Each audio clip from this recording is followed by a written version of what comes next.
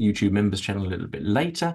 You're all very welcome to this Experts at Work webinar, which is for members of all three of our networks and explores the Innovator Experience. That's got a little trademark bite because it's Jamie's term, how HR can enable more productive innovation. We're talking about specifically today.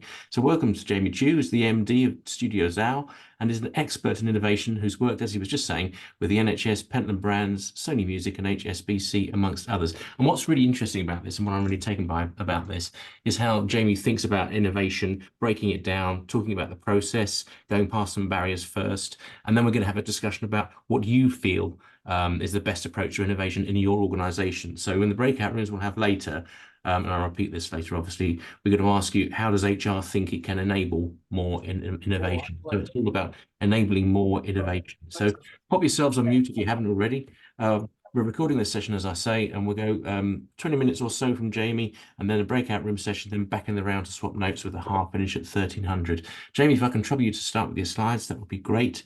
Thank you very much. And the floor is yours. Thanks, everyone. Nice to see you. Brilliant. Can you see the slides? Great. Yes. So it's a pleasure to be here. Thanks for the invitation, Richard. What I want to cover today, and I know it's good I can see your faces because I can see your reactions. I really believe that HR has a growing important role in helping the organization make their corporate innovation activities more productive and increase the return on investment of that. It is not just the purview of those that work on ideas, that work in the product or work on the commercial aspects or the strategy aspects of an idea. It is also the responsibility, I believe, of people leaders to make that happen. And in many ways, more the responsibility, and I'll get into why. So I would say these hashtags on screen probably best describe who I am. I have worked a number of years in different perspectives of innovation, from large corporation, startup, independent, and now small innovation firm and consultancy. And through that, I've seen a lot of different ways and things that work and things that don't work, and crucially, feedback from people on the ground, people that do the innovation and how they feel about their experience, which is what led us on to thinking about the concept of innovator experience. So some concepts that you might be pretty familiar with already: the concept of customer experience, the concept of employee experience, where customer experience is ultimately about building and designing and putting in place a better experience for your customers so that you can get higher returns on your commercial investments. Let's put it bluntly. Companies are investing in products to take that to market. If you're not giving your customers a good experience, well, your company and that product and the whole end-to-end journey, you're not going to get as much, return on the money you put into getting that product out to market. So higher sales, better customer loyalty, lower churn, bigger basket size, higher conversion rates, all sorts of different types of benefits and leading and lagging measures that you would think about is the benefit of CX. Employee experience. Well, I'm probably speaking with experts around this already, so I won't dwell too heavily, but that is also about getting a high return on employee investments, I would say, right? Higher retention, longer tenure, better performance, lower churn, faster conversions, lower cost of acquisition of talent. There's a clear pattern as to what experience is about. So that's why we think about innovator experience. What is innovator experience? In a way, it's about higher returns on innovation investments. If you focus on the experience of innovating and optimizing that, we believe you'll get a higher percentage of ideas launched, let's say, higher consistent throughput of ideas into testing, lower cost per idea, potentially, faster time from stage gate to stage gate to stage gate. And there are others that I could list, but I won't go on and on, right? High percentage of commercial success from new propositions. So innovator experience, I'll put it clearly, is for us ultimately about commercial return. It's about high return on investment. Now, innovation is an activity that I would say kind of feels like this for a lot of people that do it. That's the feedback we have received time and time again from lots of companies. Not all. There are clearly good experiences for people in certain companies. But by and large, it is like this. It's like going through a maze. You bounce from manager to peer to senior person to technical peers to other people, really trying to make it happen. It's not easy. And you end up going to dead ends, going back and going round, and you never really get to the other side. So I want to just quickly pause there and ask the floor, from what you've seen in your organization, and I understand perhaps you don't work directly in some of those things, or perhaps you have been, would you say that innovation sometimes feels like a maze in your organization?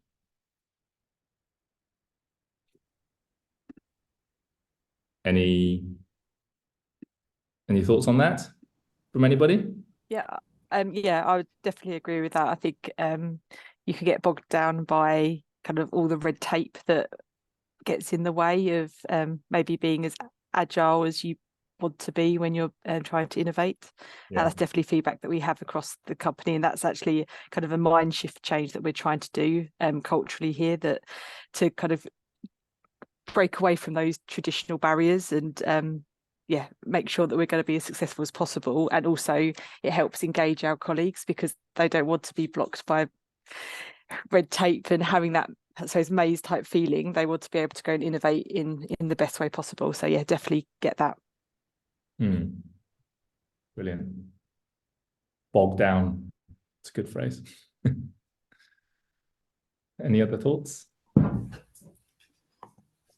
Yeah, I think similar to Sally, I think we have feedback where things like structures, different teams not being able to work across collaboratively hinder people being innovative.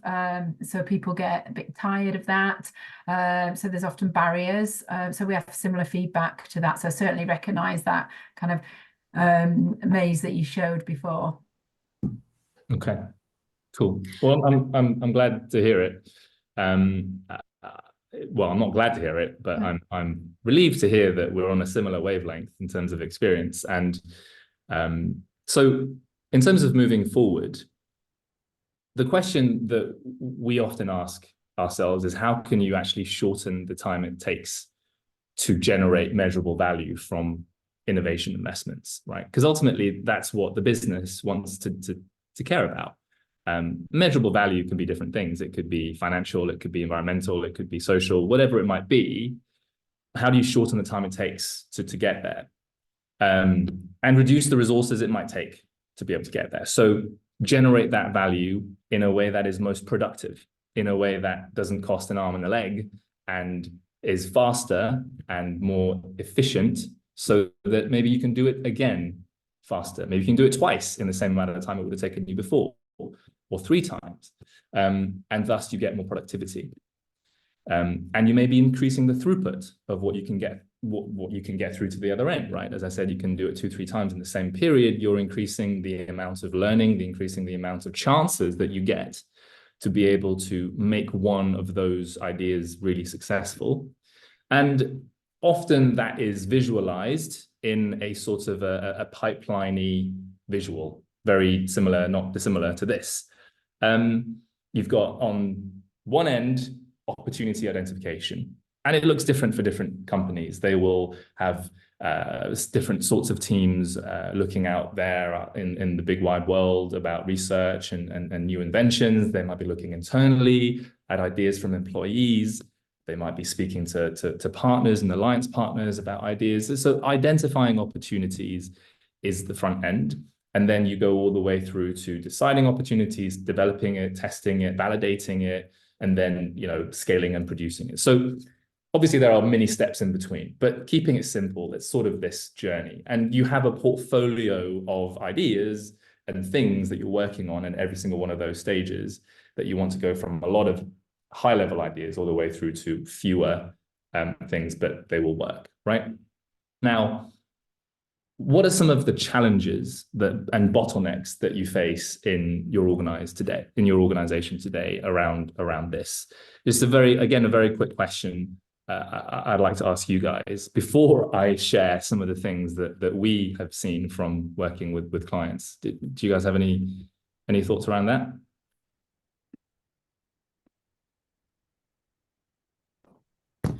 So, Jamie, I was going to say that for us, sometimes it's around the frameworks that we're allowed to use.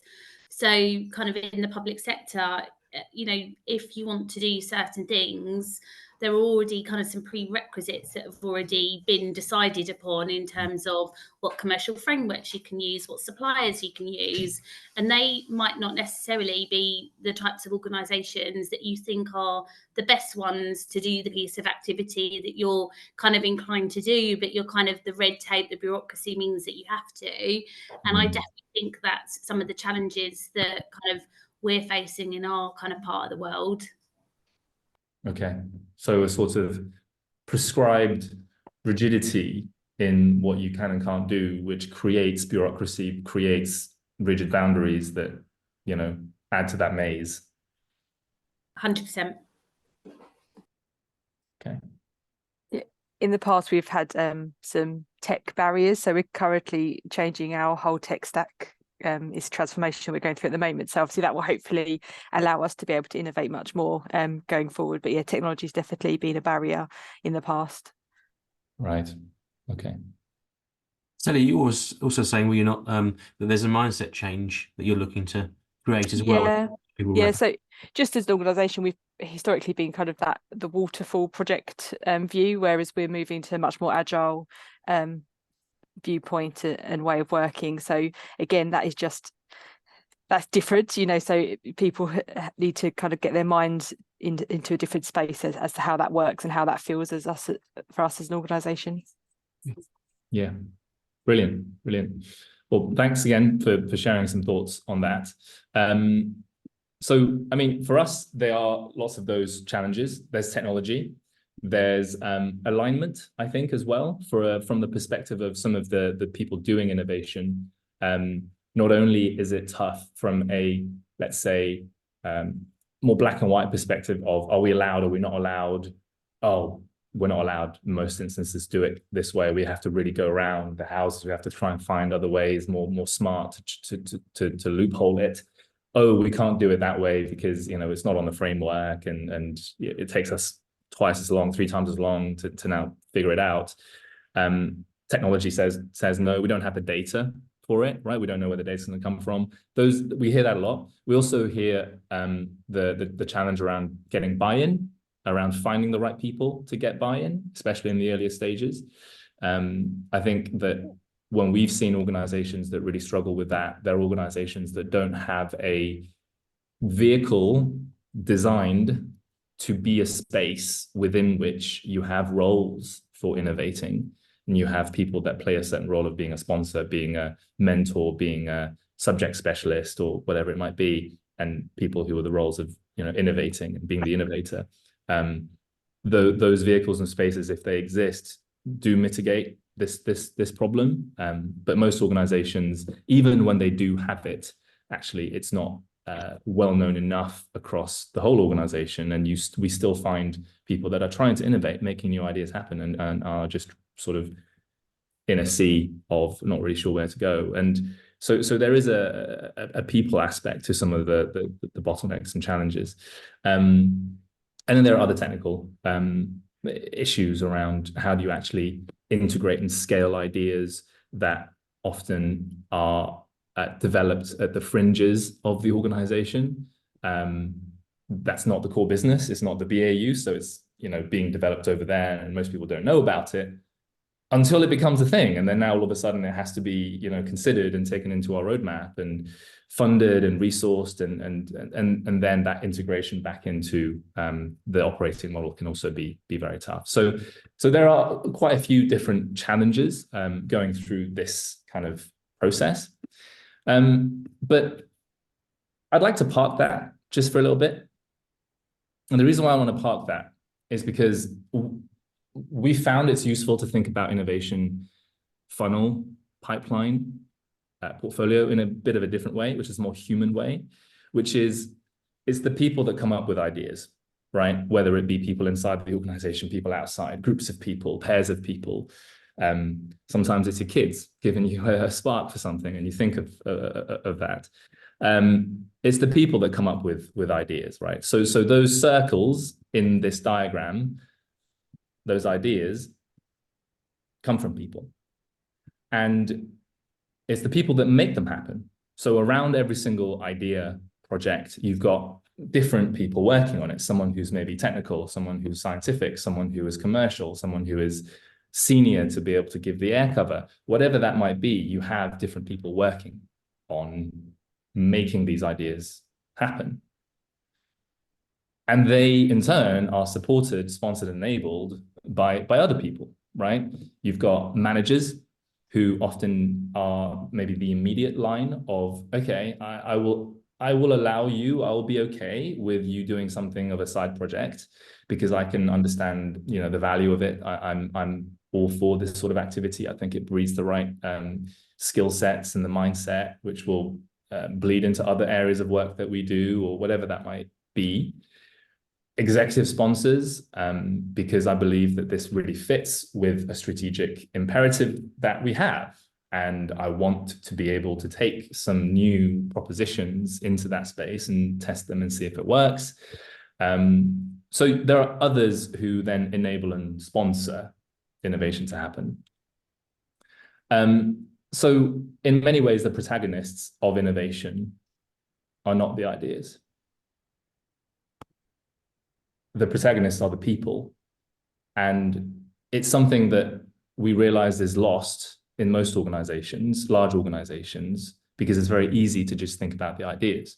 Whereas if you consider startups, the venture investment, venture capital world, you hear all the time that earlier stage investors will say, of course, we're looking at the technology, of course, we're looking at, but we're also, most importantly, looking at whether this is the person or the team who we want to back, because the tech may change, the idea may change, but is this the person that will see it through? Is this the team that's able to make it happen? So the protagonists of innovation are people, and that's the reason why I want to be here talking to you guys as HR leaders and people leaders. So why do we always talk about ideas when it comes to innovation processes rather than people? Well, how does your organization get from this sort of maze to more of a smooth path from one end to the other? We believe it's by thinking about the human that is navigating the maze. I know it's actually a picture of a little mouse, but nonetheless, it is a human that is navigating the maze. Note to self, must update that visual. And so we call this the innovator experience and designing innovator experience. Just like you have designing customer experience, designing employee experience, we also want to design innovator experience, or IX. Every idea sort of follows a similar road, if you think about it, right? But the people behind those ideas have their own journey, and it's not always linear. So what I mean by that is you go through this sort of what we call impact, right? To make it a bit simple to understand. If you're someone with an idea, you're going to go through an investigation stage where you are using your own time, maybe in the evenings, side of desk, understanding things, researching things, speaking to people, asking questions of customers, discovering things. Then there is a building momentum piece where you are trying to find people in your organization, outside your organization, who want to get behind you, who want to lend their support, who want to lend their reputation, who want to guide you, mentor you. And then typically you get onto a sort of a positioning stage where you have an idea of what it is you want to do, the value of it, some immediate supporters, and you need to speak in a forum of decision-making authority to position it in the right way, to be able to go on to the biggest step where you have some resources to assess whether you're right or wrong, right? To experiment. And then as those things become more successful, particularly in an existing established organization, you want to build a community right, around your proposition. You need to make sure that it is known, you're communicating it, the value of it. And then you're on a better trajectory to be able to succeed. So ideas follow a similar road. And it's not always linear, because you may go to one stage and go back a stage, you know, you can be bounced around. And so being able to go through it quickly and efficiently, productively is key. Innovator experience from our perspective and experience is a practical thing. So for example, you are thinking about personas, right? As any experience design tenet would tell you, you're thinking about it from the lens of the people. Therefore, who are the personas? Who are the people going through it? You've got innovators, maybe managers and sponsors.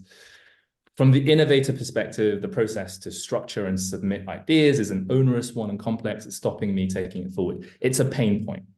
And these are perhaps the types of pain points that exist in your organization that you'd want to map out across that journey and understand to what extent we can optimize.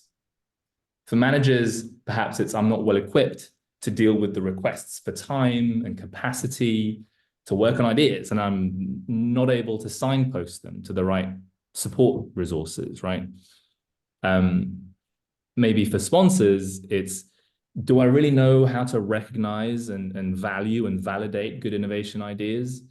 How do I do that so that I can be a more confident sponsor of strategic innovation ideas, right? These are illustrative. I've certainly had many conversations with clients who do have these issues in conjunction with others, and they may be different for your organizations. So ultimately, innovator experience is about developing the right environment for success so that you can get the high return on innovation investment. I won't go through every single box on this slide, but suffice to say that there is a mapping that you can do to better understand what is the current journey and experience for the various different personas of innovators inside your organization, to understand truly where the bottlenecks are, and from their perspective, so that you know what is the job to be done in terms of optimizing it and fixing it. So effectively, applying an experience design approach to optimizing innovation. So, you know, revisiting this, where do you think are the frictions and pain points for innovators and enablers in your organization's innovator experience? Now that I've kind of talked through this concept, shown a bit more around the flow, again, I'm curious to hear from you guys. Do you see that for your organization? Are there particular types of personas that you feel are really in need? Are there particular, you know, steps along that journey that you think could be intervened more? I work for a software, sorry, I'm going to put my camera on, just realised. I work for a software solutions company, and so you would think that innovation would kind of be quite natural to them. But actually what we found is since the pandemic, I would say the innovators have really struggled with actually having a space where they feel safe to innovate. So where they've kind of moved to more remote working, and our hiring practice has been that we needed to get talent wherever the location, we've actually found that that's been a bit more their hindrance, is having the right environment to do that without having to come all to our offices are in London and in Tewkesbury. So how do we, in the UK, and we have an organisation that spans both time zones, so New Zealand, Australia, and that team is really kind of diverse across those two regions. So how do you, when we're looking at our product and our tech stack, how do you create the right environment for people from those other time zones to really get together and kind of collaborate and innovate online? Actually has been something that we seem to get a lot more when they're in face-to-face, but our biggest challenge is how do you do that when you've got you know, a 13-hour time zone difference at worst and 11 hours at best.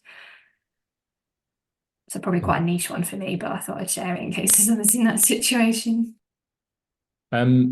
Yeah, the time zone one is tough. I can't say that we've done a lot of innovation work where it's specifically with big time zone differences. But we've certainly done a lot of smaller innovation sort of sprints and hacks, let's say, online, where you have people dotted around the world. And the way that we kind of organized it is effectively creating a bit of a production line, so that you've got one team in one time zone creating something you can hand over to the next team who's in a different time zone to take it on and build. And you sort of like going around the world with the time you've got. It doesn't always work because you have functional expertise also dotted around, so it's tough. But that kind of production line approach was one we tested and worked quite well. Thank you.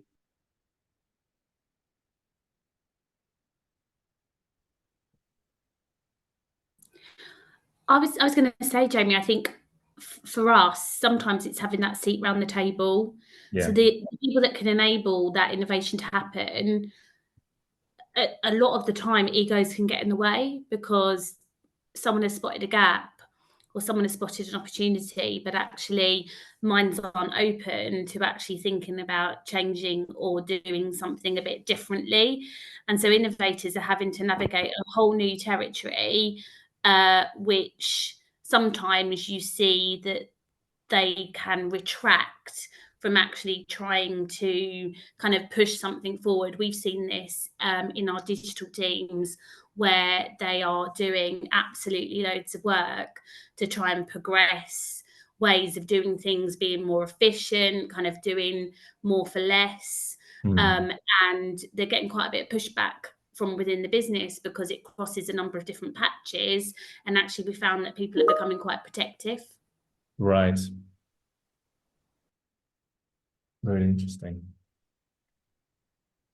Jamie, had you come across that sort of territorialism, if I can call it that, quite a bit? I imagine you must. Yeah, we do. I think so. A lot of times there's a big buy-in and setup stage before we embark on a project, because it requires that cross-functional, it requires that kind of collaboration across different territories, let's say, right? Not necessarily geographic, but and people aren't always on the same page about the need, the problem. So it takes a bit of alignment and it takes a bit of a case.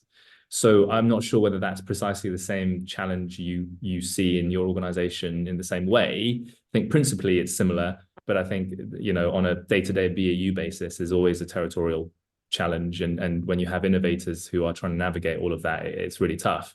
But when obviously we work with clients, we create a distinct scope, and within that scope we try and curate the right people from different territories, and it can become a bit more of a microcosm of effective collaboration between them as a result, as a side benefit, in addition to the actual commercial goal of the innovation. I have a question following on. I've used the word innovator a lot, right?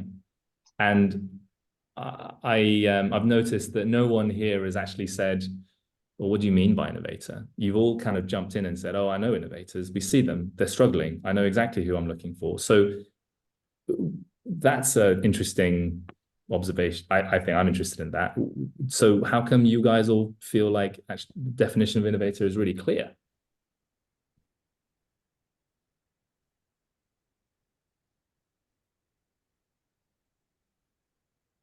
Anyone got a thought? Or what is your definition of innovator for your organization? I suppose for me, it's those that are coming up with ideas or better ways of working or moving things on. I suppose that we're not just stuck in time. We're seeing where the improvement could be, or how we can make things better, whether that's as a product or a system or an experience. So it's not a particular role. I suppose it's looking across the business at how we can innovate and improve. Yeah, I'd agree with Sally there, and I'll take it a little bit further in saying that innovators or innovations can be any size. And so I think that's really important, is where so it enables anybody in your organization to be an innovator, because anybody can come up with a process improvement or an idea. So it's allowing that space for that to happen. So yes, for me, innovators are idea creators. Okay. Would you say that the innovators in your organization that you've seen, are they mostly innovators trying to push improvements in how things are done, improvements in process, or are they more radical people that actually just trying to be an entrepreneur inside the business? I think I work for a charity, so we produce a service, but I think it's both. We have people working really strategically with innovation and trying to challenge us as an organisation about how we manage our service delivery, through to people who are saying, why do we keep doing this? Why can't we have a system that does this? And I've got this idea of how we can make this process work better. So I think we've got both types in the organization, and some of those types get more airtime than others. I think for people come up with smaller ideas, I think they're hard, that they find it harder to break through, whereas the people with the big change ideas already within the area where those concepts are listened to, they're perhaps in our strategy development teams or within our change teams. So in a way, you're saying, from your experience in the organization, in order for an innovator to get their idea properly heard and respected, it helps if you have good access to those forums. Totally. I think that having the right network, I think, is vital. Yeah, if you don't have the right connections and network, then I think it's becomes very challenging. Brilliant. So thank you again for sharing some thoughts. As you can see, I don't just want to keep talking at you guys. So coming back to the Innovator Experience, the slides, IX is obviously then about accounting for people in your innovation approach, right? Different people that go and work on that process. The key principles that I kind of wanted to highlight from this presentation really is understand how innovation is experienced in the organization. Tiago, I don't remember. Did we move Matt Robson under X or not yet? Sorry, we'll just mute that. Rogers. The second one is identifying the biggest blockers and points of friction and tackling those across that experience, optimizing for those, and then testing those changes and solutions on real life projects with teams of innovators. So if you are obviously interested in understanding how do we create a better innovator experience, you wouldn't necessarily say, let's just go and redesign the whole organization or a whole, function to do that. You'd want to find a test bed, right, within your organization. What initial team, what initial area might be the best suited to understanding how to optimize it for our organization. And then the last point I want to make is optimizing the journey and value the people as much as the ideas. So there are metrics and measures that are attached to the value of the innovation pipeline, right? The ideas. That's not new. In fact, that's very, very important and sometimes very contentious, how the organization is going to measure the success of the ideas. Equally, I believe there needs to be metrics that measure the experience of the people, right? The engagement with the people, because in some ways, not only is that useful directly for other HR people-related metrics that you are tracking anyway, but also they are sort of leading indicators for you to understand to what extent your innovation activities are likely to deliver against its business case eventually. How confident can people be that this project, though we are waiting on the results eventually to come through, we feel confident that we're on top of it, that we're on track, right? Those sorts of metrics that describe the people experience can also be very, very important for that reason. So to enable a smoother, more efficient, more productive innovation engine, it's important to apply that experience layer. So back to today's title. Okay, I want to kind of loop it back. How HR can enable more productive innovation, right? That was it. So I talked about productive innovation, innovator experience, and how we feel about that. But the question was, how can HR enable that? In short, like I said, HR leaders have a vital role to play to create the conditions, people conditions necessary to deliver high return investment. And I think that seat at the table phrase that someone mentioned is really key. Having a seat at the innovation table to be able to say that actually there are decisions that we want to make about the innovator experience that's going to elevate the return and be part of that decision-making process, I think is very vital.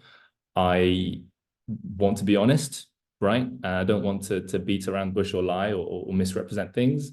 Oftentimes when we speak to clients who are not in HR, who are in, product, business, whatever, they will say HR is not that helpful when it comes to our innovation, right?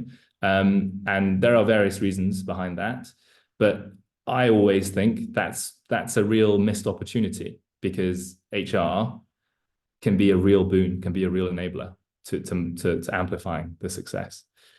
So that's kind of why I wanted to speak to you guys about this. There are various ideas about how you could make it smooth. I won't go through all the details, but perhaps it's useful to think more practically about what that could be. Maybe it's about helping to active programs to help match innovators with mentors. I know that there are mentor matching programs that a lot of organizations already have, but specific ones focused around innovators, why, the stage of the innovation project they're at, understanding the skills necessary, understanding the mindset necessary. That's a different thing. Finding sponsors for their ideas, right? Creating a program for innovators' ideas to flow through, to be funded more easily, and lots of other things in between, I'm sure. So that's it. I don't want to labor too much on. I know that there may be some questions and other thoughts. We are Studio Zao, and what we do is this: helping organizations make innovation more productive. Thanks ever so much, Jamie. We were thinking of going for a breakout room, but I think let's see, we've got 20 minutes left, because we have this question, how can HR enable more innovation? And I think you'd find it useful to swap some notes on that. So let's have a brief one. So 10 minutes or so. Apologies if there's some swapping around as usual in the breakout rooms, but let's have a go at that. So just go straight into the conversation, if you will, on the breakout rooms. How can HR enable more innovation? And I'll just open the rooms now, and we'll have a quick 10 minutes on this, then we'll come back with the last 5 minutes in the round. Thanks, Jamie.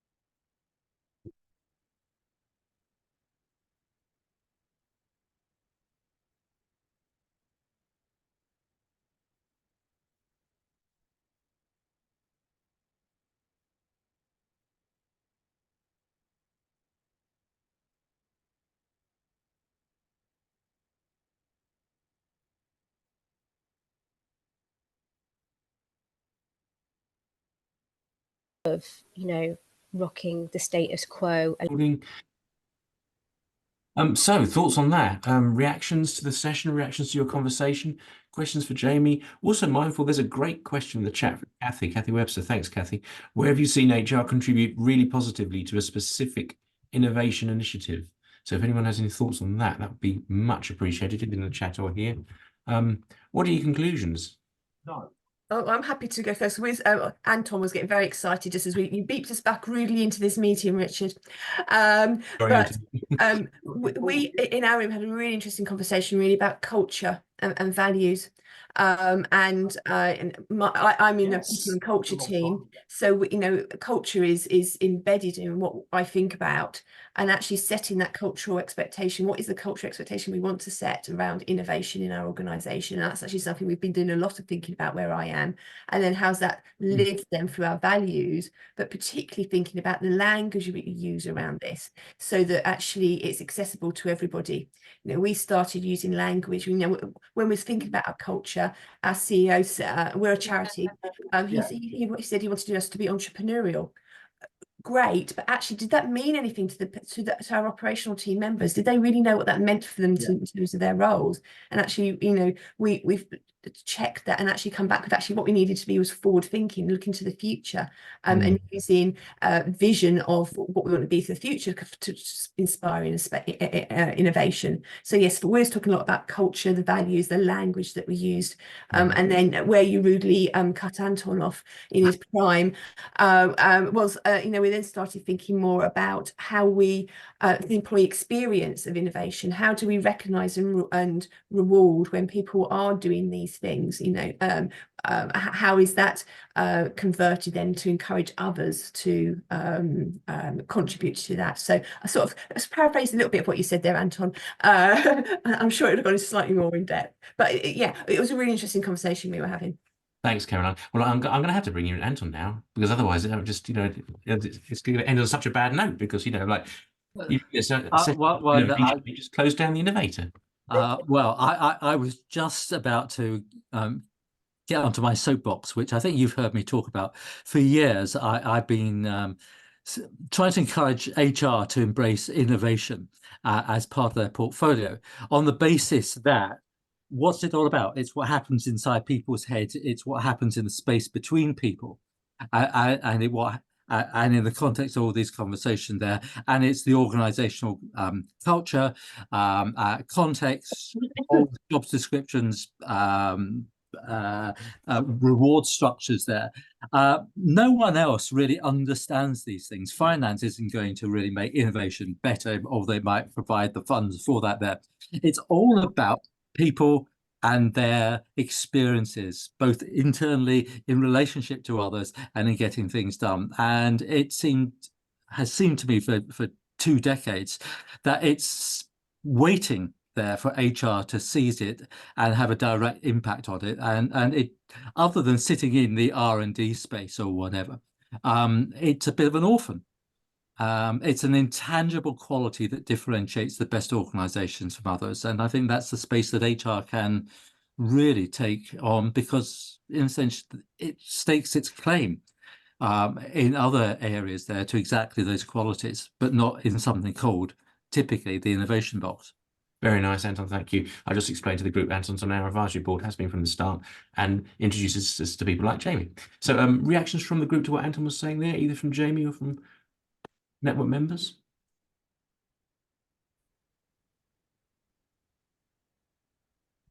What do you think, Jamie, as a non-HR person? I'm not an HR person, you're right. And I also learn a lot from hearing about how you guys think about this. I did want to answer that question around, are there any examples of HR contributing positively? It's not active anymore, as I understand, but Sony Music used to run a talent program called Amplify for a number of years. Maybe some of you are aware of it. We worked with Sony Music on evolving that program towards the latter end of that stint, and it actually didn't continue because the folks leading it left. So to that point earlier, how do you find ownership of an idea? But this program was an idea from the HR director in the UK, and it was about developing leadership talent skills through an innovation program over the course of 6 months, with coaching and leadership coaching, but also active elements to work on ideas and test them, and innovation process. So happy to share more about it, but in a nutshell, that came from HR. It wasn't a business saying we need ideas, innovation ideas. Maybe you could spin this as an HR program. It was HR saying we need to develop entrepreneurial I think the word entrepreneurial worked for them, right? Entrepreneurial talent, future leaders who have this capability to develop new concepts, make them happen, launch new things. So let's go and do that. And then it became more, how do we make sure those ideas from the program actually really stick? Because we've ticked off the HR kind of career development goals we wanted, but we now also want those ideas to live on and develop. So that's why we came in to help them think more about that. But that's an example, I would say, of HR contributing. Thanks, Jamie. That seemed like a good example. Thank you. Thanks, everybody. Appreciate you coming along. Anton, thanks for the intro. Jamie, thank you so much for putting such care and thought and innovation into how we think about innovation. Much appreciated. We'll see you all again soon. And if you'd like to contact Jamie, we'll send around the deck and the recording so that you can get in touch with him and find out more. For now, thanks ever so much, and we'll see you again soon, as I say. Thanks, guys. Bye. Bye-bye.